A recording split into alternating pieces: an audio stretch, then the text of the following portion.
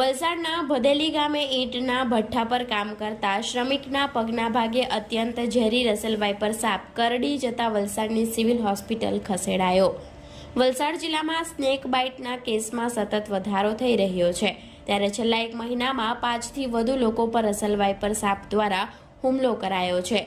Russell wiper સાપ જેવી પ્રજાતિ ઝેરી સાપોની લિસ્ટમાં સૌથી ઊંચો દરજ્જો આપવામાં આવે છે, જ્યારે હાલ ગરમીની શરૂઆત થતાં રસેલ વાઇપર સાપમાં સ્નેક બાઇટના કેસ સતત વધી રહ્યા છે।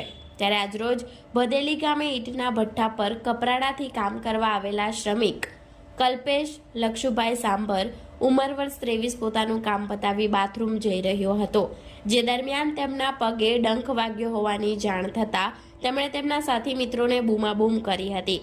જોકે સાથી મિત્રો ઘટના સ્થળે દોડી આવતા મોબાઈલની ટોર્ચની મદદથી ચેક કરતા રસેલ વાઇપર સાપે તેમના પગમાં ડંખ માર્યો હોવાનું જાણવા મળતા તેઓએ તાત્કાલિક ઘટનાની જાણ 108 એમ્બ્યુલન્સની ટીમને કરી હતી।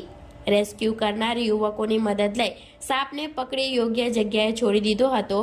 જોકે આ બનાવમાં 108ની ટીમ ઘટના સ્થળે દોડી આવતા 23 વર્ષીય યુવક કલ્પેશભાઈને તાત્કાલિક વલસાડની સિવિલ હોસ્પિટલમાં ખસેડવામાં આવ્યો હતો, જ્યાં ડોક્ટરો દ્વારા તેની તપાસ કરતા તેના શરીરમાં ઝેર ચડી જતા બ્લડમાં ક્લોટ્સ જામવા લાગ્યા હતા, જેથી સિવિલ હોસ્પિટલના તબીબો દ્વારા તાત્કાલિક તેને એન્ટીડોટ ઇન્જેક્શન આપી વધુ સારવાર શરૂ કરવામાં આવી છે।